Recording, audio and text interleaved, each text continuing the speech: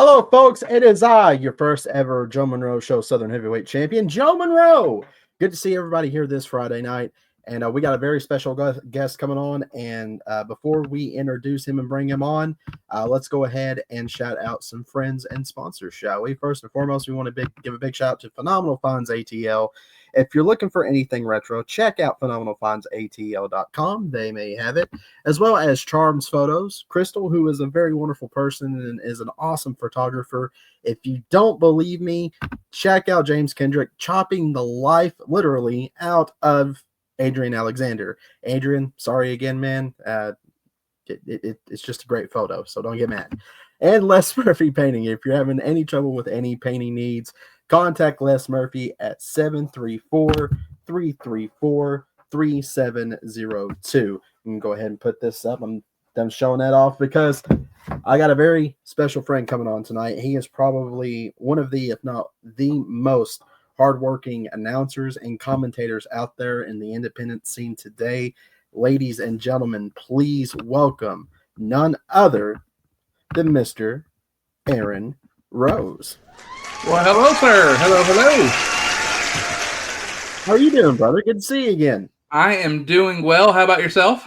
Not doing too shabby. Man, you've been busy the past few weeks.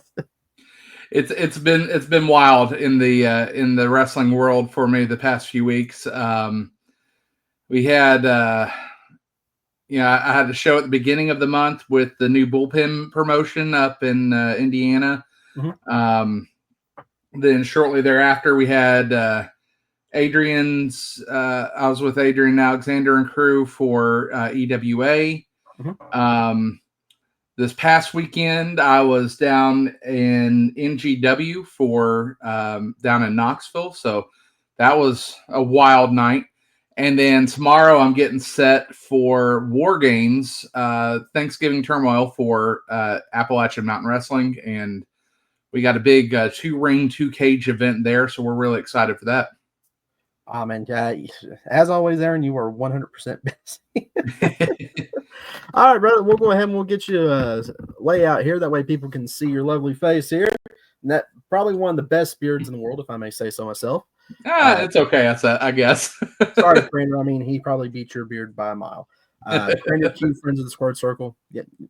Long story, but let's go ahead and let's talk about you, man. First question I always ask people: what in the heck got you loving this crazy sport that we know as professional wrestling? It was my dad and my grandfather that really got me into it. I was it was about 91 was my very first show. I got a chance to go watch WWE or WWF at the time at Rep Arena with my grandfather, my dad, and my uncle. So it's kind of like a guy's hangout, if you will. And really got a chance to enjoy my first live wrestling then. And then I spent a lot of time with my grandfather growing up too, and we'd always watch like USWA, Memphis Wrestling on the weekends. So, I grew up on that, and I grew up on WWF, and then of course got into WCW, and, I watched it all. All right. Thank you, Ron, for the share. Ron Mosley's here from the final. Hey, Ryan. He says you also do the intro for his podcast as well. Yes, indeed I do. I'm telling you, this is why I chose you as the voice for the Hall of Fame. We'll get to that later. But you have one of the best voices in the industry, bro. So what got you started working in professional wrestling? It started out more of me being in media altogether. I got an opportunity to really get behind a microphone for the first time when I was a senior in high school, and I was working for a group called the Lexington Men of War. It was the hockey team that was here, the second hockey team after the Thoroughblades, and their in-crowd PA announcer, the person who does like all the promotions and things like that, showed up to a game maybe inebriated, and they were fired on the spot. And the GM at the time said, "All right, I need somebody to do it." And he looked at me, he said, "Would you like to give it a go?" I said, "Absolutely. Let's give it a whirl." So, my very first speaking experience was in front of about 3,000 to 4,000 people at Rep Arena. You know, those hallowed halls, being able to speak on a microphone in it, that was really cool. And then later on, I became a PA announcer for my high school baseball team during their season.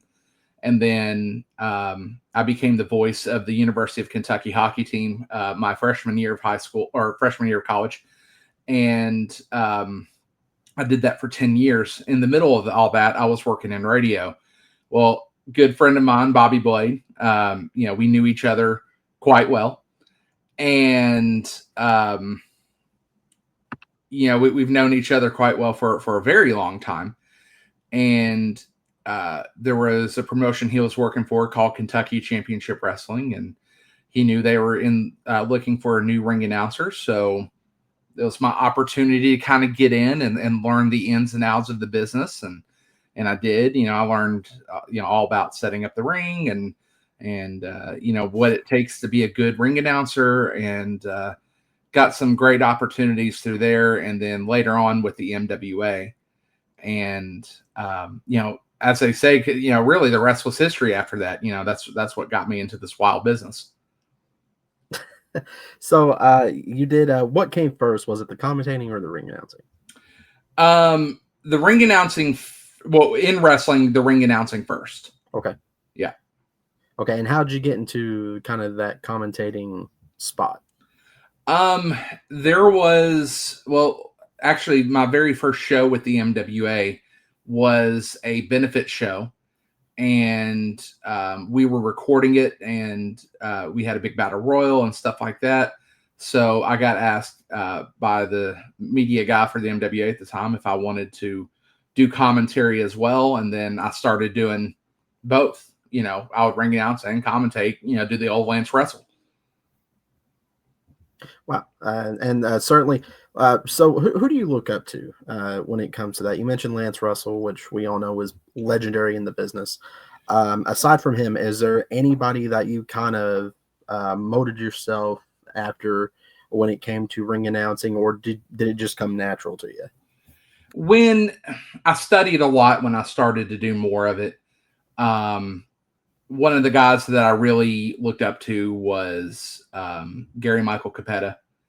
But locally, Slick Rick Toms. He was the voice of MWA for a while, and he also was the voice of the NWF up in Ohio. And my dog just walked into the room, so that door opened behind me. And he was the voice of those promotions, and I got to know Rick really well. And I tended to model a little bit of my stuff after him, but he brings. If you've never seen him ring announce, I would say he was one of the best unsigned ring announcers out there. I mean, he really was. Has a powerful voice, and he brings a lot of energy too. So, big shout out to Slick Rick. The man's awesome. So you're going with the MWA, and you've worked with various promotions, especially now, like you stated earlier, you stay super duper busy. Is there one one I want to talk about? Let's talk about EWA for just a second. Yeah. What got you connected with EWA? I mean, this is still, to the business, a very fresh and very young company that's still, I'd say, in a toddler stage, so to speak. So what got you started there? With EWA, I was working with New South Wrestling and EWA management. That one of them wrestles there, and they wanted me to, they asked if I wanted to be a part of it as a commentator. Me and Bobby Blade, and actually DJ Otis Badass was supposed to be a part of that too. And Otis, for the very first few shows, wouldn't be able to make it due to his radio commitments. For those who don't know, he's the Sunday morning DJ for WKQQ 100.1, but he's also a sports producer and he works for the UK Sports Network. So a lot of that time is consumed. So those very first few shows he wasn't able to make. So Bobby was there, and me and Bobby became the duo for EWA, and I've really enjoyed EWA in the fact that it's a very storyline driven company, and they had angles just now paying off in October that were started at the beginning of the promotion, and it was amazing. It was great to watch that progression go through. Right, and luckily I was there for that show, and I was like, okay, wow, this is totally different from what's going on surrounding area. So they got something there, I will say. Absolutely. Let's go to the comments real quick. Aaron Rose versus seriously. Dang that it, bird. Dang it, bird. Let's see. Charles says, absolutely love arriving to shows, seeing that Aaron is announcing, one of my favorite talents in the business, in or out of the ring. Oh, Charles is just kissing butt today. And Fiji Charles is my dude. Fiji Wildman is going to be, he's actually going to be our guest along with Lady Inferno next Friday. Aaron was awesome people I met during my traveling around Kentucky. Yeah. Fiji was, at the time that I got to know him, he was wrestling a lot with Primetime Wrestling, with which that was Larry D and company. So I got to know Fiji through that too. Fiji's an awesome dude, so it's good to see you here, man. Yeah, and like I said, next week he's going to be on with Lady Inferno, so that's going to be awesome. Really interesting. But you mentioned him. We mentioned him a few times. Let's go ahead and talk about. He's going to be a 5-time Hall of Famer by June. Let's talk about your broadcast partner, Bobby Blade. What that dynamic between you two? Because I watched a few shows. Just the way you guys feed off each other, one can say is almost kind of Gorilla Monsoon and Bobby Heenish. You being, of course, Gorilla Monsoon, him being Bobby Heenan. What do you think when someone will come? That's probably the first time you guys probably ever heard that. I don't know, but what do you think when someone kind of compares you to those? Because those are probably one of the best broadcast partners in wrestling history. Nothing against JR King, but come on, I'm a little old school. Same. And you guys give that old school feeling too. If I'm compared to Monsoon and he is compared to Heenan, I consider that a very great compliment. Dang it, we said his name too many times, Aaron. Oh yeah, he showed up very quickly. The king of physical media is here. Sorry, I didn't mean to interrupt you, brother. No, you're good. But me and him, our dynamic is like none other. I considered Bobby to be one of my best friends out of the ring as well. And, we talk daily almost. And, whenever we get in there and do shows, I really feel like, and Bobby, you can correct me if I'm wrong here, but I really feel like the preparation we have to do for these shows is almost minimal, because it just flows so well when him and I are on the mic together. And the cool thing is we're able to really put anybody in there with us too. We love a good 3-man booth because, we all know our roles. We can always have, me and him doing the Gorilla Heenan thing.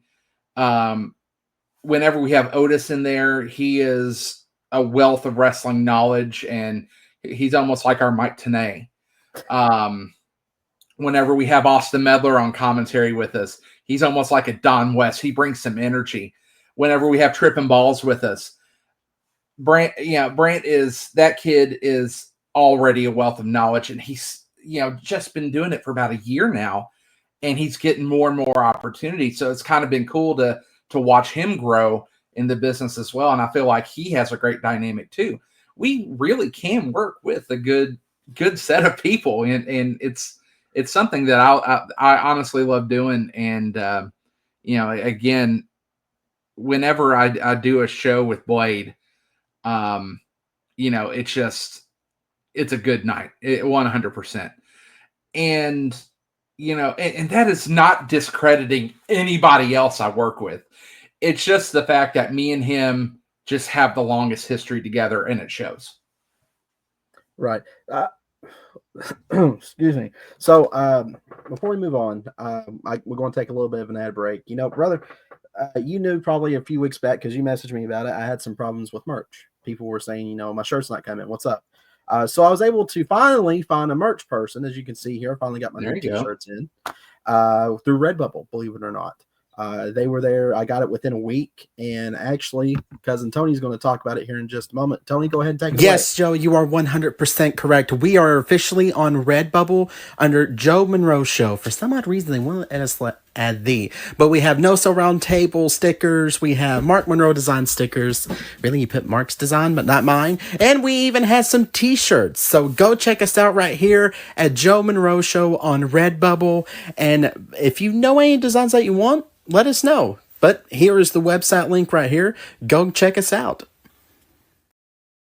Go ahead and put that website link right there, folks. But also, believe it or not, Aaron, I finally got me a pretty good sponsor now. Probably a very well-known sponsor. Got W Energy. W Energy. Oh, there you go. Your taste buds' favorite energy drink. Use promo code Joe Monroe for 10% off your purchase. Go ahead and shop now. I should have my stuff in pretty soon. They're supposed to send me a mixer? One of those little mixers that says shaker bottle. Yeah, shaker bottle. Yeah, I'm supposed to get some of that, and it's pretty good sample packs. And we're going to let Mark try those energy drinks. I don't know if that's going to be a blessing or a curse, but we're going to try it. We're Save one for me too. So back to Bobby Blade. I want to go ahead. We've talked about the Hall of Fame. You came to me in the middle of the ring, and thank you again for accepting being the voice. But not only that, after Bobby agreed to it, you came up to me and it's like, hey, not only do I want to be the voice, do you care if I induct Bobby? And I said, absolutely. I mean, I'm not going to argue with that. I will not argue with you on that one. So I want to thank you again, because that just shows, like you said earlier, that chemistry between you and Bobby has grown so much that you're like, hey, I want to do this for him. And that's awesome. And another thing about that too is, when I got inducted into the Primetime Wrestling Hall of Fame, Bobby inducted me. So I would love that opportunity to induct him back for sure. So Gabriel is correcting me. Not one of the hardest, the hardest. Thank you, Gabriel. Gabe, appreciate you, man. Since he popped in, let's talk about it. Let's talk about Bullpen, that very first show. Yeah, man, I heard it was. Unfortunately, I had to work that day, but good God Almighty, I heard it was probably brought down the house. It was wild in there. I enjoyed it. I enjoyed it very much. And, Gabe, is self-admitted very, very new to this. And I was very happy to be able to kind of put my knowledge out there and help him out. And for the first show out, golly, they had a great card. There are some talents there I've yet to work with that I finally got that opportunity. Jordan Dye, Idris Wolf, that they stand out in particular. I got to announce for a great match with Dijak and James Kendrick. And we had the women's scramble. That was a wild one too. Just all those matches tore down the house. And, they got a great event coming up in February. So February 15th, I believe. Yep. It's the Unfriended event. And, I'm excited to get back up there with them. And we've talked about things that, since this is a brand new promotion in its infancy, we've talked about things that we'd like to do for next show. And we're going to talk more about it. And, I'm really happy to be a part of that team because they, it's a passion project for them. And for me, being involved with a passion project like that, it makes you feel like, it's a part of something special. And, they have this project in memory of Dane Bullington, and, he's the inspiration behind this. And, I'm really, really pumped to see where they go with it for sure. Yeah, absolutely. We had Gabe on the show, I think it was like a month before Right. the event, and like we were talking off camera. I'm like, man, this kid, he's not really in the business or hasn't been around the business. He just loves it, and I'm like, and that's probably that right there is always a recipe for a good company. Speaking of good companies, what other company? No, never mind. The other company you mentioned them earlier, but yeah, you said Next Gen. You were just there this past weekend. Yes, and that I heard was also another one that blew the roof off the joint as well. So tell the folks a little bit about that, just a little bit. Next Generation Wrestling. They are a company that runs maybe 4 or 5 times a year. They have no ring shows in bars. We have all of our major shows. And I've been involved with all of them now for a year. I started last year in October of 23, and it was Nightmare in the Old City was their event. And hang on, time out real quick. I just saw Kendrick's comment there. Yes, I agree. We're going to go to a game soon because I love me some hockey right here. Go with the Kraken. Go with the Cyclones. Yeah, man. All right, James. Oh, by the way, happy birthday, James. Yes, happy birthday indeed. But I got involved with them at Nightmare in the Old City. The main event of that first show, and it was like a fever dream. The main event of that first show I did was Breeze and Dango, Tyler Breeze and Fandango versus Matt Cross and Penta. It was a fever dream. And Matt Cross reprised his Son of Havoc gimmick from Lucha Underground. So it was like, is this really happening? And then I got a chance to really get to know the promoters more, and Cody and Eddie down there, and they love what they're doing. They love NGW. They love bringing action to the fans. One of the things they're really proud of was, I think it was when Cody Rhodes had his belt and had all the different promotions on it right before WrestleMania, and he wore that to the ring. NGW was mentioned on there. You could see it clearly. Next Gen Wrestling Tennessee. But they absolutely, love what they're doing. This show that I did this past Sunday was a 10th anniversary show. And people like Shark Boy were on the card. An opportunity came up for a couple of gentlemen who rode with me, Jackie Thad and Brandon Taggart. They got a chance to get on the card as in the Rumble. And in that Rumble, it wasn't just any Rumble. I mean, you had Shark Boy, you had Alex Kane. He was on there. Here, hang on. I can pull that up right now, as a matter of fact. Let's see here. Ryan Dukey.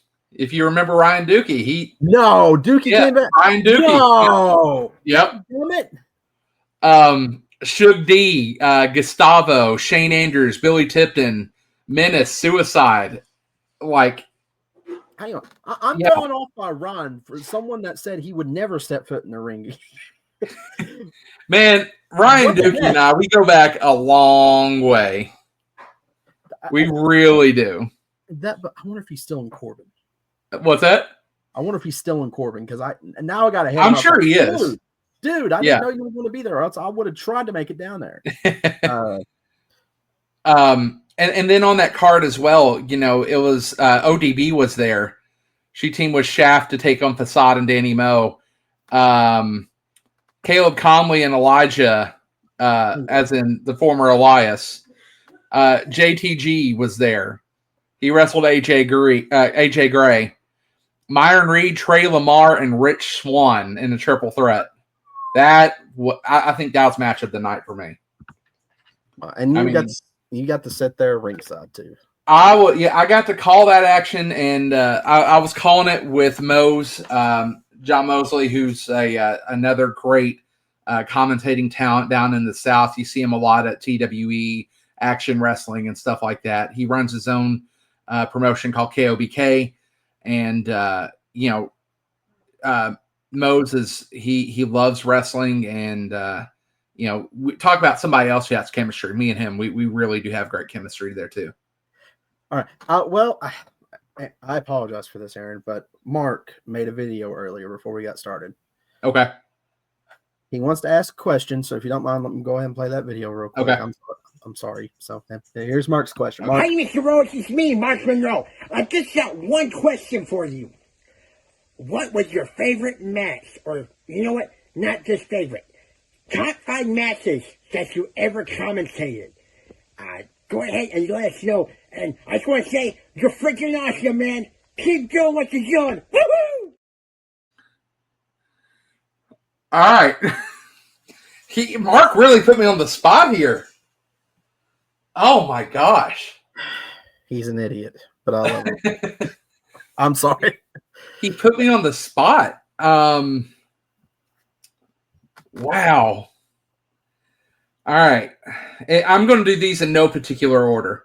That's fine. Because I can't say like We don't my want favorite match of all time without sounding biased. I don't want you getting like 3 a.m. phone calls because of a Right. question my idiot brother asked. So one of my favorite matches, I'll go back to the days of the PWF, Pro Wrestling Freedom.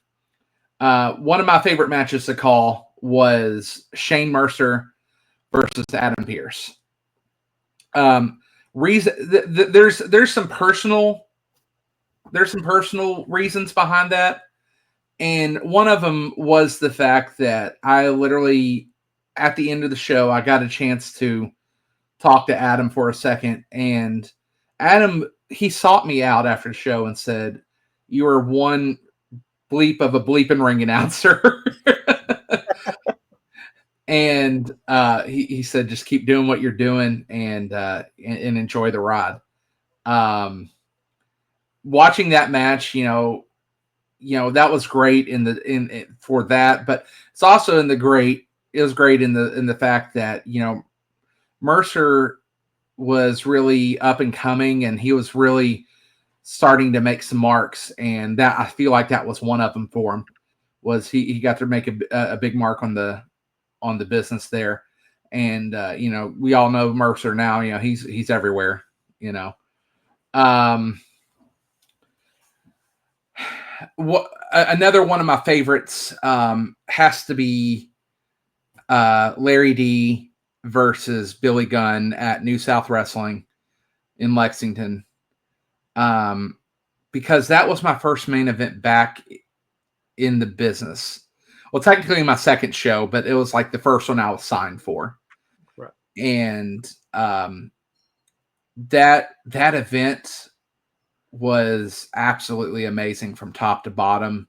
There was an energy like no other. And that was, you know, the memories there were pretty awesome. Another great one comes again from New South. It was an elimination match. It was Team Diamond versus Team Presley. And in that match, it was like, you know, you had Ari Alexander, you had Nurse Micah, you had Troy Parker, you had Jay Lethal. Jay Lethal was a big part of that one. And I mean, and that was just a few of them, you know.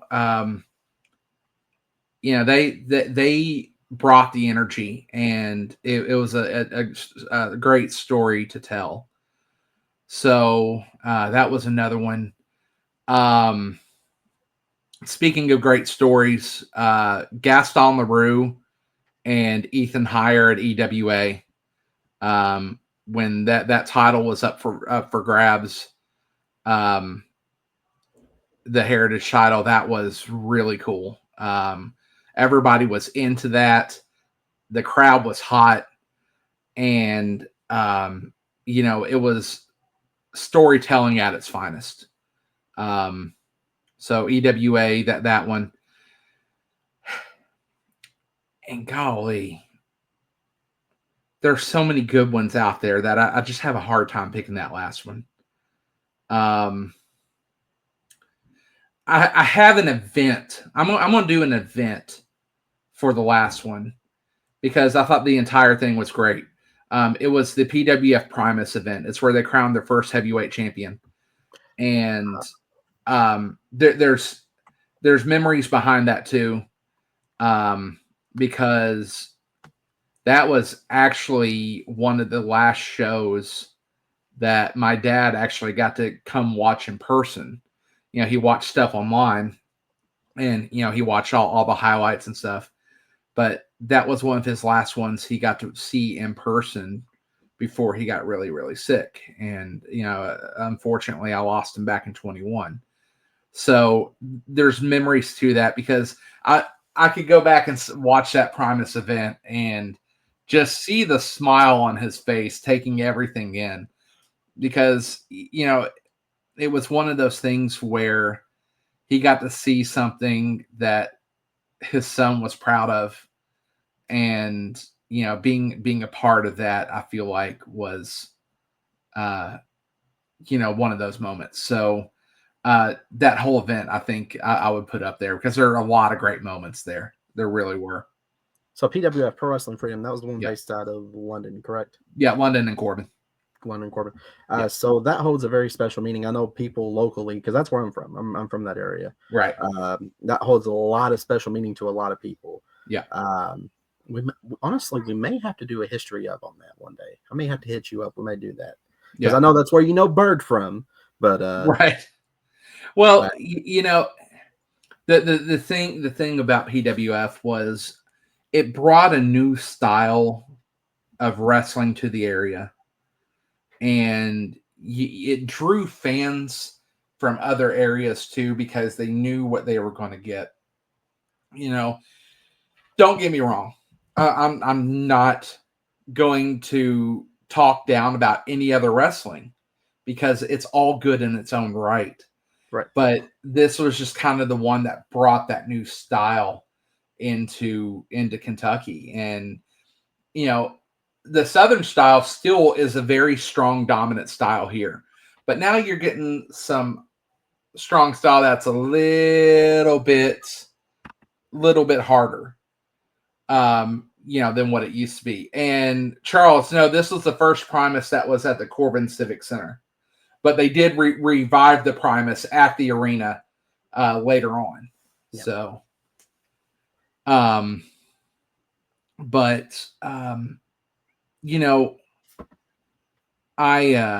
certainly, I forgot where I was at there. We were talking about PWF, and the Southern style is still dominant, but nowadays you can eke in some of the harder stuff too, and that's what PWF brought. Right. Actually, speaking of that, your broadcast partner stated PWF was like the ECW of Kentucky at that time. Extremely rowdy crowds and great matches and atmosphere. And that's the thing that kind of gets me, because Bobby brings up a good point. I'm going to harp a little bit because a lot of people are saying kind of talk down when it comes to drawing in like London or Corbin. I'm sorry. Some of the best crowds that I've either been, in the crowd or, wrestling at an event in Lilly, Kentucky, which is between London and Corbin, those guys, no matter how small or big, those people are freaking rowdy. Oh, yeah. They love their wrestling, 100%. And I kind of wish there was more, but part of me kind of wishes PWF, kind of did like a little comeback or a reunion. But yeah, I know how the business is. How the business is. That may or may not happen. You never know. But yeah, if you and Bobby want to come on for a roundtable, that's a good idea for a roundtable. Yeah. I think we could probably get the Civic Center too. I know the people that run it, so we'll go there and do it there. But man, this has been. I've had a great time tonight, and thank you for. I know last week you were supposed to come on, but some scheduling conflict. With your shoot job. Trust me, I know all about that. That's what's keeping me buddy. from working shows on Saturdays now until next year. But last question I have, kind of a two-parter. What do you see the future for Aaron Rose in the sport of professional wrestling? Is the first part. So when I got back into wrestling, it kind of stemmed from a conversation I had with my dad before he died. And he said, "Do you miss it?" I said, "Well, of course. I do miss it." And I said, "But right now, what I'm doing career-wise won't allow for it." And he told me, he said, I want you to know one thing. If the opportunity comes up and you're able to make it work with your schedule and you're able to keep supporting your family while you're doing it, take a run at it. I want you to do one more run." And I told him, I said, "There's no guarantees, but if the opportunity comes up, I'm going to do it." So my shoot job. So all of this was happening right before I got, right after I got sick. When I got sick, I was in the hospital and on a coma due to pneumonia. It was a medically induced coma. My life was changing right then and there. So my main job, I was working retail, and at that point, I could barely walk. So I was like, I don't know how I'm gonna be able to do this. Coming out of that. So opportunity comes up with this job that I have, and I got hired, which was great. It's office work, cool, And then I run into an old promoter friend of mine, Tony Presley, and he told me, he said, "Listen, I'm thinking about starting New South back." "Oh, really?" He said, "Yeah." He said, "Would you want to do it?" I said, "Possibly," at first, possibly. And then I said, at that point, I'm still walking around with a cane. I didn't know if I was going to be able to do it or not. And then sure enough, like November rolls around. He said, "All right, it's really happening. I need to know. Do you want in?" I said, "I'm in. Let's go." So it stems off of that. I want to make it a good run for my dad. I would love to travel a little bit more. I've done shows in Ohio, Indiana, Kentucky, West Virginia, Tennessee. I like to expand that out a little bit, and maybe get some bigger shows under my belt. That kind of the bigger ones that you see on streaming services and stuff like that. I'd like to make my mark there. And would I love to get a shot at the big time? Absolutely. But I'm also keeping it realistic too, because WWE ID, bro. I mean, they're looking for everybody. Yeah. I mean, that I could I could think about putting my name in the hat for announcing. I would be interested to see where they would go with that. But would I love that opportunity? Absolutely. If the opportunity presents itself, could make a good run at it. But I'm loving what I'm doing right now. The connections I've made with everybody. It's absolutely amazing. Every show I go to, I'm looking forward to it. It doesn't matter if I'm ring announcing. It doesn't matter if I'm commentating. If I'm commentating and ring announcing, or if the show I'm doing tomorrow, I'm running the production. I'm running the broadcast. I'm doing the graphics. I'm cutting the camera shots. We're doing it all live, and I'm excited.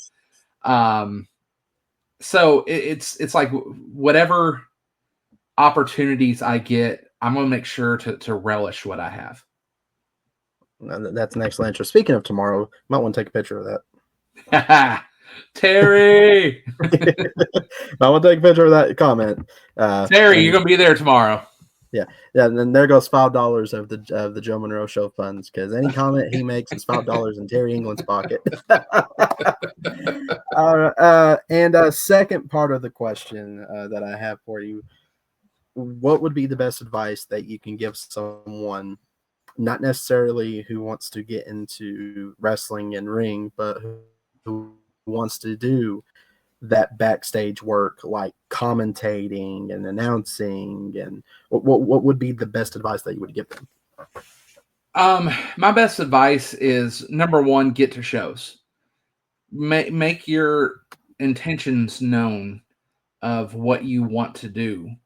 I've had people who have, wanted to and never really got to talk to promoters or anything like that. But once they did, opportunities came up. And, the thing you got to know about getting into the production side of wrestling and commentary and ring announcing is those spots are very limited.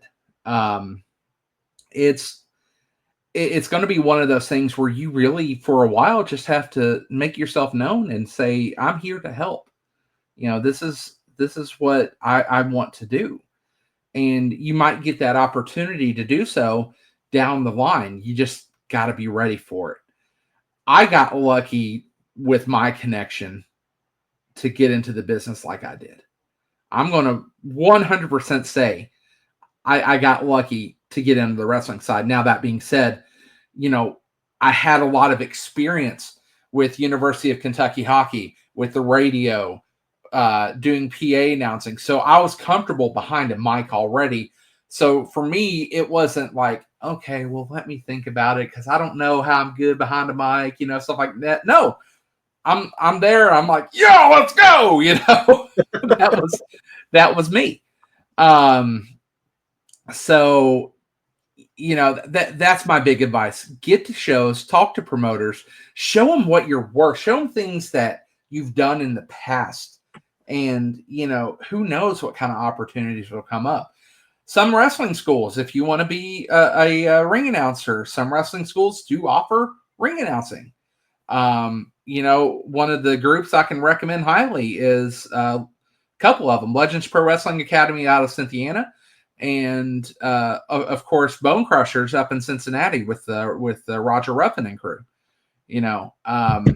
Those are a couple of schools I can really recommend. EWA, they got a school, and they're starting to expand. There's a great class of kids in there as well. So,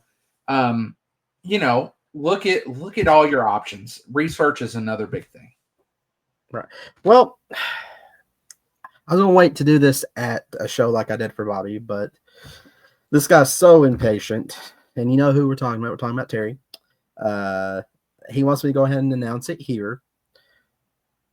Our second inductee for the Hall of Fame for promoting since running in 1997. It's going to be none other than Terry England. All right. So Terry England will be part of that Hall of Fame class. Man, we got a big class right here. Yeah. Can we go ahead and get some cheers for Mr. England real quick? Absolutely. Terry has done a tremendous job with UCW over the years. I've done a little bit of commercial work for him. And, I really, really enjoy, seeing what he does with those big Caverna shows. And, of course, he gets out on the fair circuit as well. He's a very hardworking promoter. Absolutely. Oh, absolutely. He gave me the chance to beat the crap out of Austin Diamond. So I have nothing but respect for Mr. Terry. Well, brother, I've had a great time. Looks like you had a great time walking down memory lane. But before we leave, I want to put you on the spot. Okay. Why don't you go ahead and show the people some of your ring announcing shots? Go ahead and introduce. The hell with it. Introduce Terry England. We'll give him the honor. All right. Ladies and gentlemen, making his way to the ring, the new Legacy Pro Wrestling Hall of Fame inductee, Terry England. I almost forgot everything for a second. I went, Blake, you put me on the spot. Sorry. No, I was like, the heck with it. I'm just going to, let's just give Terry his, let's give Terry his flowers here. Even though it probably wouldn't be flowers, he'd want cash, but we all know Terry. All right. You know what, Aaron, thank you so much for coming on the show, brother. We'll definitely have you on. We'll talk more off camera because I got an idea. Okay. And folks, thank you so much for tuning in tonight. You were close to having the highest rating live views on the show. Hey. Almost. You were in third place. Bird actually got you. He's in second place where he went on. Oh, we're gonna have to work on that. Yeah, we will. I'm kidding. No, I love Aaron. But thank you all so much for tuning in. If you love the crazy sport of professional wrestling like me and Mr. Rose does, always go support. Go support your local independent promotion. But if you're going to be a troll and if you're going to be an idiot, if you're going to be a diamond, dare I say, shut up and enjoy professional wrestling. We don't need any of that negativity. If not, then, well, I'll have to make a phone call to James Kendrick, and he's worse than JBL and Farouk put together. Just saying. All right, folks. This has been Joe Monroe with my good friend Aaron Rose. I will see you all next Friday. I'm not going to have one Wednesday, but Friday we're going to have Lady Inferno and PG Wildman on. So I will catch you all next week. Did you like the video? Don't forget to go like, subscribe, and follow us on all of our social media outlets. We'll see you next time.